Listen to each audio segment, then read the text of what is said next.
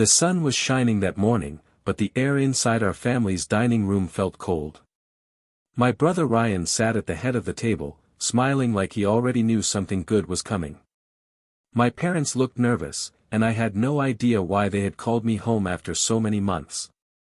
Dad cleared his throat. "Mike, we've decided to read the will today," he said. I froze. I didn't even know it was written. Mom folded her hands and avoided my eyes.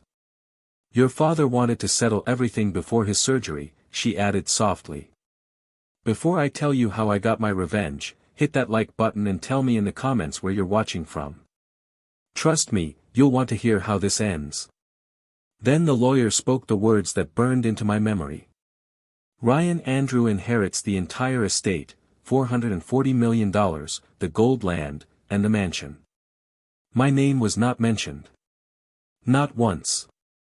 I laughed a little, thinking it was a mistake. "What about me?" I asked quietly. Dad sighed. "Mike, you never showed real ambition. Ryan deserves it." The words hit harder than any slap.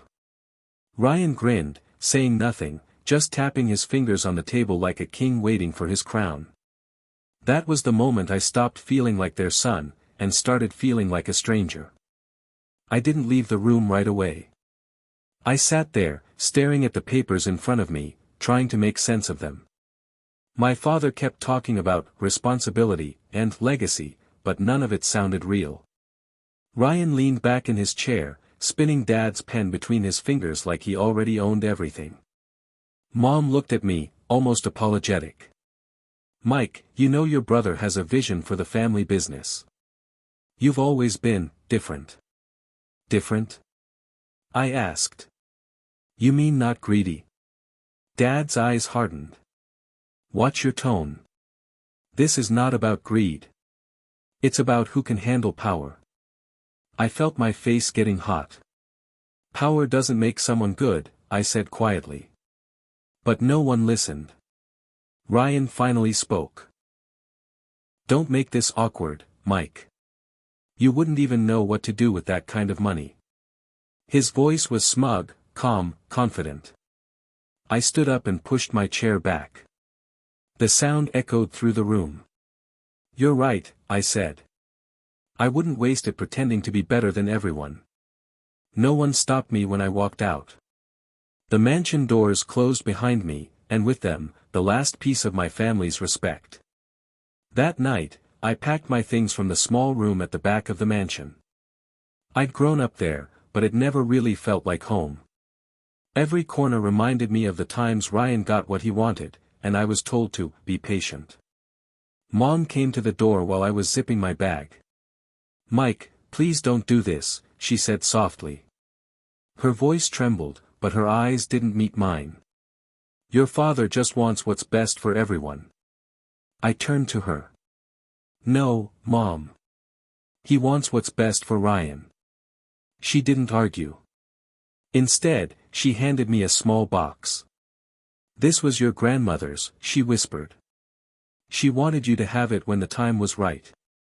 Inside was an old silver key, slightly rusted, tied to a faded tag that said, "For the one who understands." I didn't know what it meant, but I slipped it into my pocket. When I walked out to my old car, no one followed me. The night was quiet except for the wind moving through the trees. As I drove away from the mansion, I told myself one thing: I would never need their money to prove my worth. The first few months on my own were harder than I expected. I rented a tiny apartment above a repair shop on the edge of town. The walls were thin, the heat barely worked, and I could hear traffic all night. But it was mine, earned, not given. I worked long hours at a construction site, saving every dollar I could. My hands ached, my back hurt, but I didn't complain. I told myself every blister was proof that I could survive without my family's fortune. Sometimes, when I saw Ryan's name on business billboards around the city, I felt a mix of anger and motivation. He had money, fame, and power, but no heart. I reminded myself that character couldn't be bought. One cold evening, I opened the small box Mom had given me and stared at the silver key again. The tag's words echoed in my head, "For the one who understands." I turned it over in my hand, wondering what my grandmother had meant. Love revenge stories? Subscribe now. We drop new ones every week, raw, emotional, and full of justice. Don't miss the next chapter. Something deep inside told me that key wasn't just sentimental, it was a message. A clue. I didn't know it yet, but that little key was about to change everything I thought I knew about my family. A week later, I finally decided to look deeper into the box my mom had given me. Beneath the cloth that held the key, I noticed a false bottom. My heart raced as I lifted it and found a folded, yellowed envelope tucked underneath. The paper was thin and smelled like time itself. My grandmother's name, Margaret Andrew, was written in her neat handwriting. Under it were 3 words, "For Mike only." My hands shook as I opened it. Inside was a letter written in fading ink. "My dear Mike. If you're reading this, then I know you found your own path. I've watched this family lose itself chasing wealth. But true inheritance isn't money, it's purpose. The key belongs to something your father buried long ago, something that could make everything right again. Trust your instincts, and don't let greed blind you like it did him." I read the letter twice, then a third time. What could she mean by "something he buried"? I slipped the letter and key into my jacket pocket, feeling a mix of fear and curiosity. For the first time since leaving the mansion, I had a reason to look back, just not for forgiveness. 2 years had passed since I left that house behind.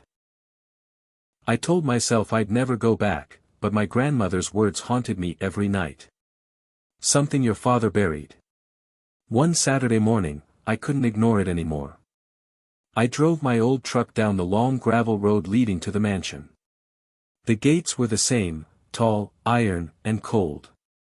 The family crest still gleamed on the front, mocking me. No one was home.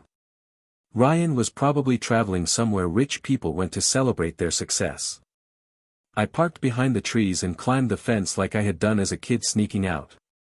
The house looked almost frozen in time. But something drew me to the backyard, the old garden my grandmother used to love. She used to tell me that secrets grow deep roots. Behind the rose bushes, I noticed a patch of ground that didn't match the rest. The soil was loose, like it had been dug up before. My hands shook as I knelt and brushed away the dirt. The key in my pocket felt heavier. I didn't know what I'd find, but I could feel it. This was what Grandma wanted me to uncover. Something big was buried here. The dirt was cold and damp under my fingers. I dug for almost an hour before my hand hit something solid. It made a hollow sound when I tapped it, a box. My heart pounded. Carefully, I cleared the rest of the soil away until I saw the edges of an old iron chest, small but heavy. It had a lock, rusted but still firm. My grandmother's silver key fit perfectly. My hands trembled as I turned it. The lock clicked open, and I lifted the lid. Inside were stacks of papers, old photos, and a sealed envelope marked "To my sons." The handwriting wasn't Grandma's, it was my father's. I sat back on the grass, the wind stirring around me. For a moment, I thought about putting it all back, pretending I never found it. But curiosity won. When I opened the envelope, I found a letter written in my father's neat, sharp handwriting. "If you are reading this, then the truth must come out. One of you will inherit my wealth. The other will inherit my trust.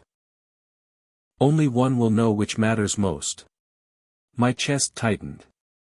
My father had never trusted me, had he? Maybe this was his test all along. I read my father's letter again and again, trying to understand his meaning. One will inherit my wealth. The other will inherit my trust.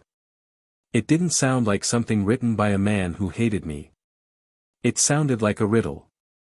At the bottom of the page was a small note: "Truth is worth more than gold. Follow where it began." I looked through the rest of the box and found a few maps, some old receipts from land deals, and a faded photograph. It showed my father and grandmother standing in front of a wooden cabin near a lake. On the back were the words, Pine Hollow, 1993. That place was miles away, near the northern woods. I remembered visiting there as a kid, back when Dad still smiled. He used to say it was where he kept his peace. I closed the box and covered the hole again. If Ryan ever found out about this, he'd twist it into another reason to call me useless. But I wasn't the same Mike anymore. I had nothing to lose and everything to prove. If you like our revenge stories, please subscribe for more. We drop powerful news stories every week, filled with truth, emotion, and justice. Don't miss the next one. And remember, some stories hurt, but they heal too. Subscribe now, and join the journey.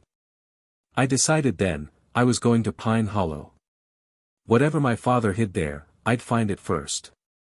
The road to Pine Hollow was long and winding, cutting through miles of forest and quiet hills. My old truck groaned up every slope, but I didn't care. The closer I got, the heavier the box felt in the seat beside me. I stopped once at a small gas station to grab coffee. The man behind the counter, old and gray, noticed the map sticking out of my pocket. Heading north, he asked. Yeah, I said.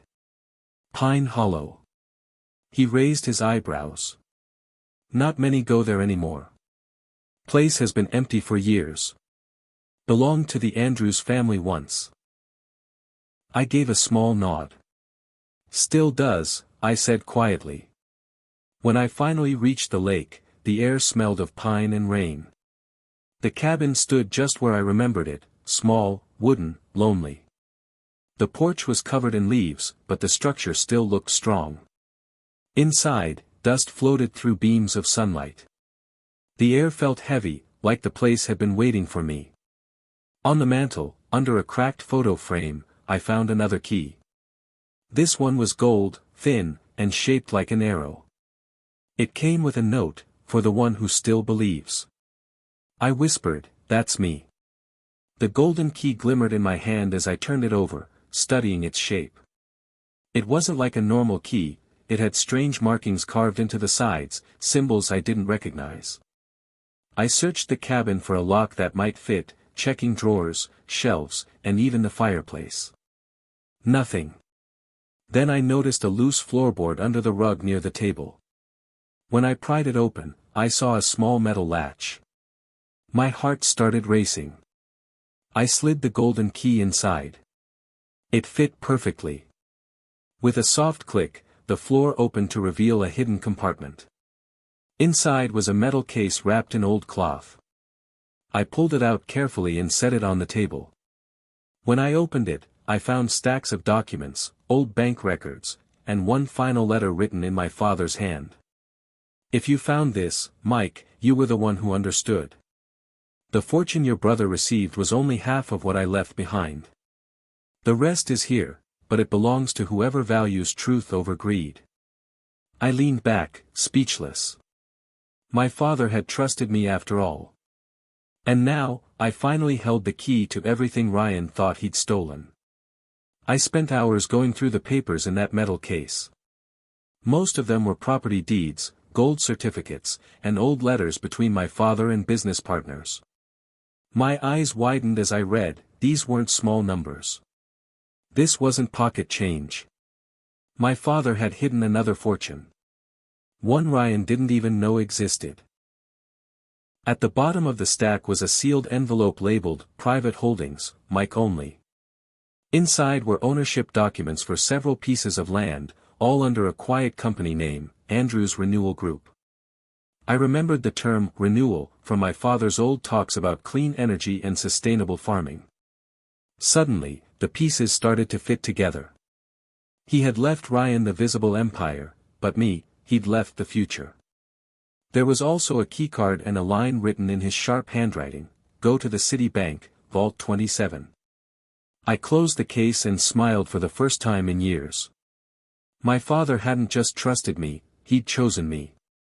Ryan had gold, cars, and power. But I had something more dangerous, the truth, and now, proof. I locked the case in my truck and whispered, "It's my turn now, Ryan. My turn." The next morning, I drove straight to the city. The skyline shimmered in the sunlight, full of glass towers and wealth, the world Ryan loved. I parked near the bank, clutching the keycard so tightly my knuckles turned white. Inside, everything smelled of polished marble and money. A young banker greeted me politely. "How can I help you, sir?" "I need access to Vault 27, I said, handing her the card. She scanned it, then looked up, surprised. "This vault's been inactive for almost 10 years, she said. "May I see your ID?" When I handed it over, her eyes softened. "You're Michael Andrew," she whispered. "Of course. Please follow me." We took the elevator down 3 floors. The air grew cooler and quieter. My heart pounded in my chest. Vault 27 was small but secure, with thick steel doors and a single keypad. I slid the card, and the door clicked open. Inside were 3 black briefcases and another letter sealed in wax. The note read, "Mike, use this only when you are ready to lead, not to hurt. The world is changing. So must the Andrews name." I opened the first case, and froze. It was filled with gold bars. The light from the ceiling glimmered off the gold bars like captured sunlight. There had to be at least 100 of them stacked neatly, each one stamped with my father's initials. I touched one, it was cold and heavier than I imagined. The second briefcase held more than gold. Inside were documents for shares in major companies, all signed under my father's private trust. My throat went dry. This was real. My father hadn't abandoned me, he protected me in his own quiet way. I sat on the floor of the vault for a long time, trying to breathe. All those years I'd spent believing I wasn't good enough, all the nights I worked myself to the bone, it all came rushing back. But mixed with the relief came something darker. Anger. Ryan had mocked me, called me worthless, cut me out of the family. He had no idea his fortune was only half the story. I locked everything back in the cases and closed the vault. As I left, I felt a new kind of power settling in my chest. This wasn't just revenge anymore. It was justice, slow, patient, and written in gold. For weeks, I couldn't stop thinking about my father's words, "Use this only when you are ready to lead, not to hurt." Those words echoed louder than Ryan's insults ever had. I decided I wouldn't waste what my father had trusted me with.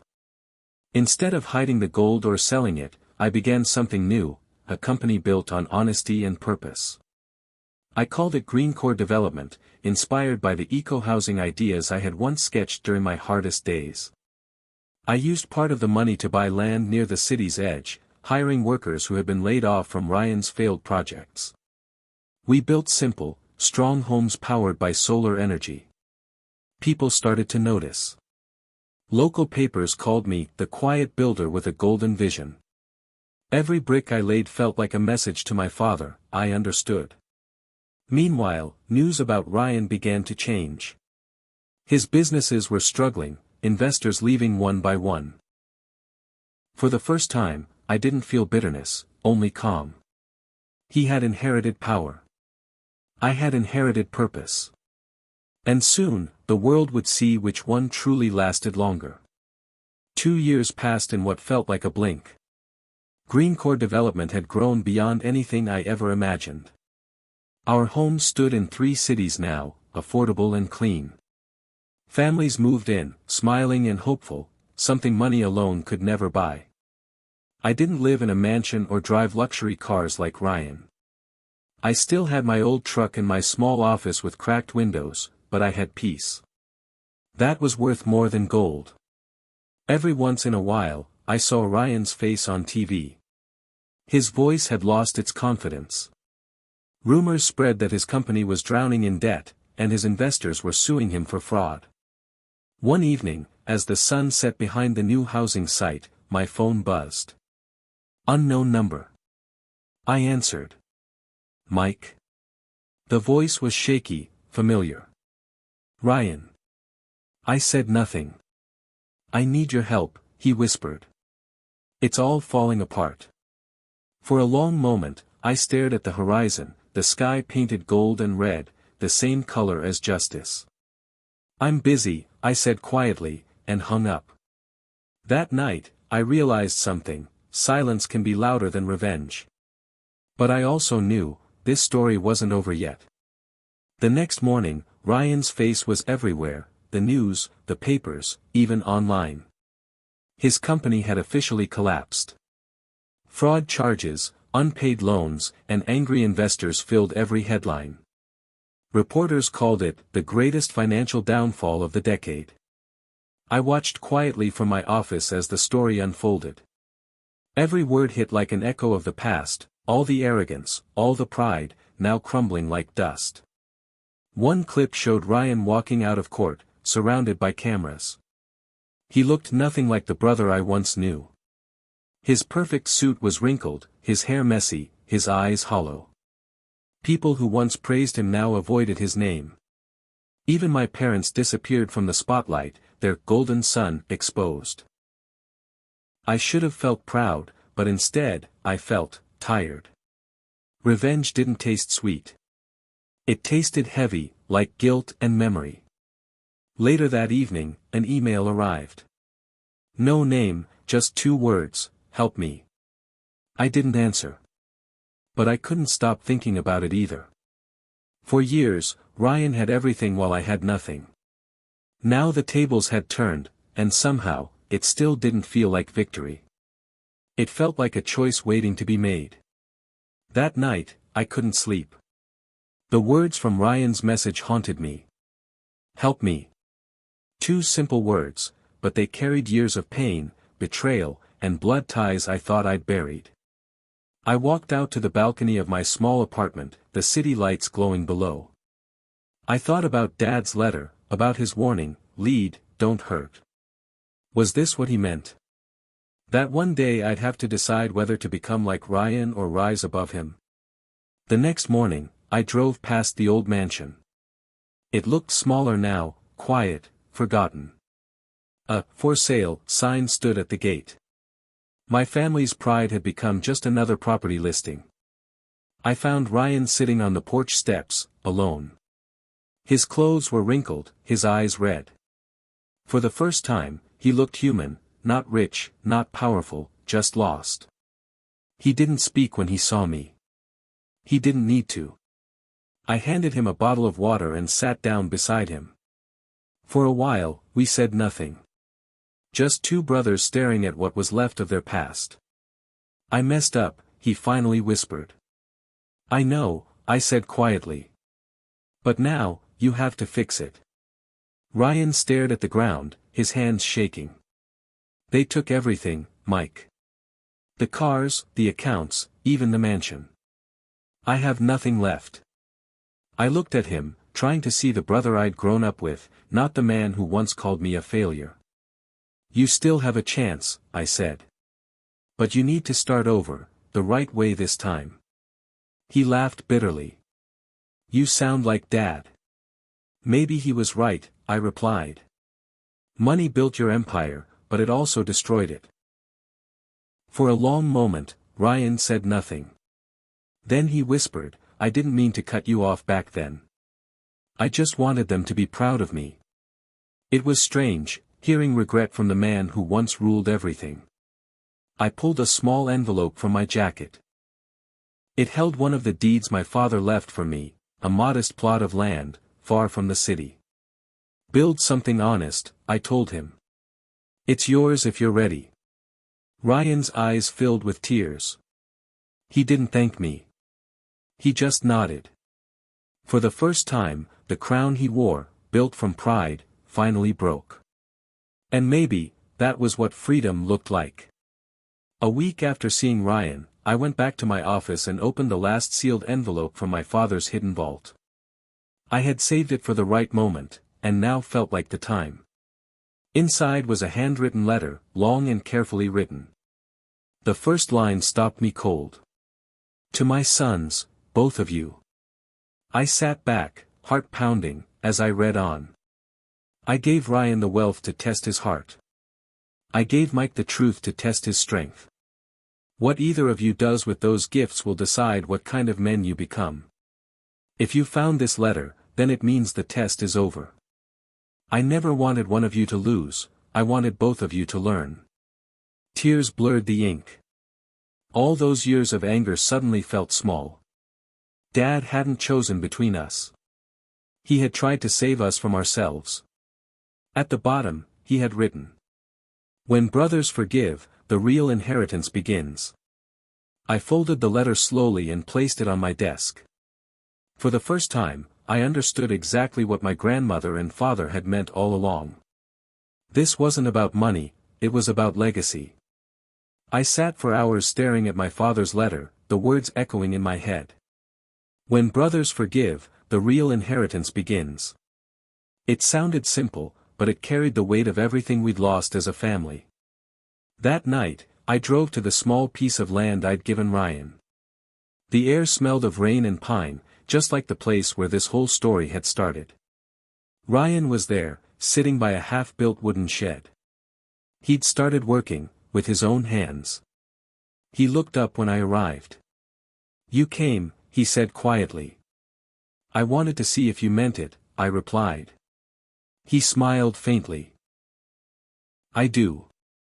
I don't deserve another chance, but I'm taking it anyway." I handed him the letter from Dad. He read it slowly, his eyes filling with tears. When he finished, he just nodded. "He believed in both of us," he whispered. "Yeah," I said.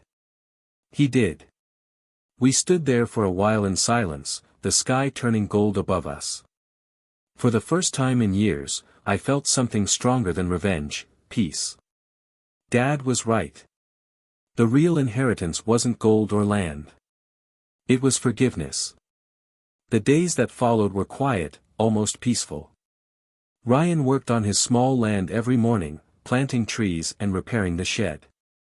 Sometimes I helped him, sometimes I just watched. There was no anger between us anymore, only a shared silence that spoke louder than words. One afternoon, Ryan turned to me and said, "You built something real, Mike. Something Dad would have been proud of." I smiled. "So can you. You just have to keep going." He nodded, wiping sweat from his forehead. "Maybe I will. Maybe this time, I'll earn it."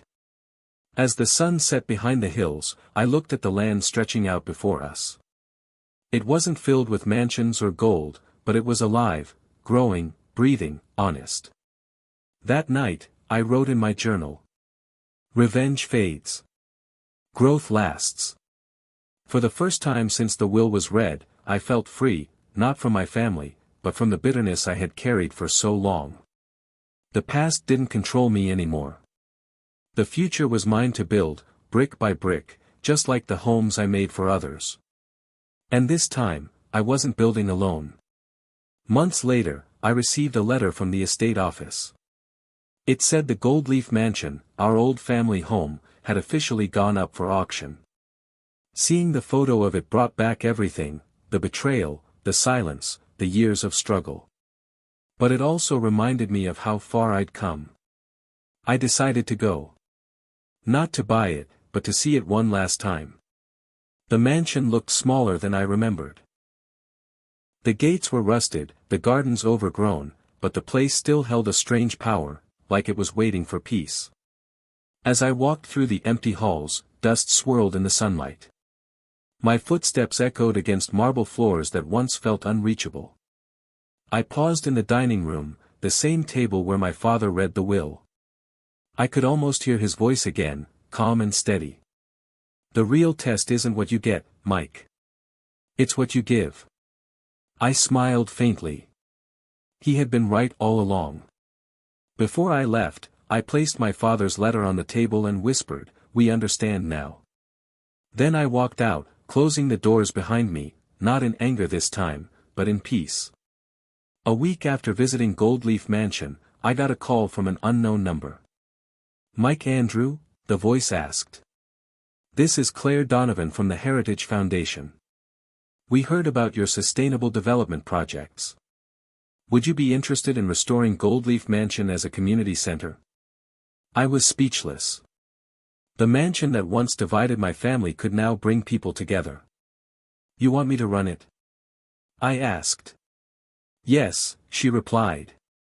Your name came highly recommended. We believe your story, and your work, can inspire others. I hesitated for a moment, thinking about my brother, Daniel.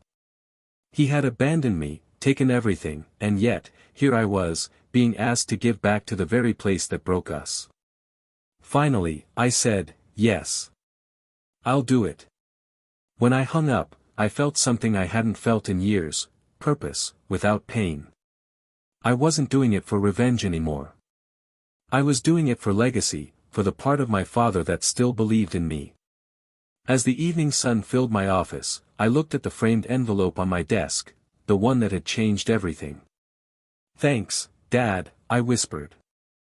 I'll finish what you started. Restoring Goldleaf Mansion took months.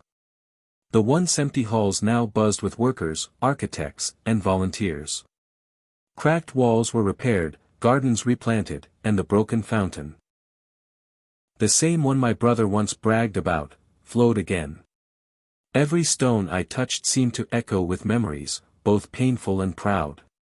One afternoon, while checking the progress on the greenhouse, a familiar car pulled up.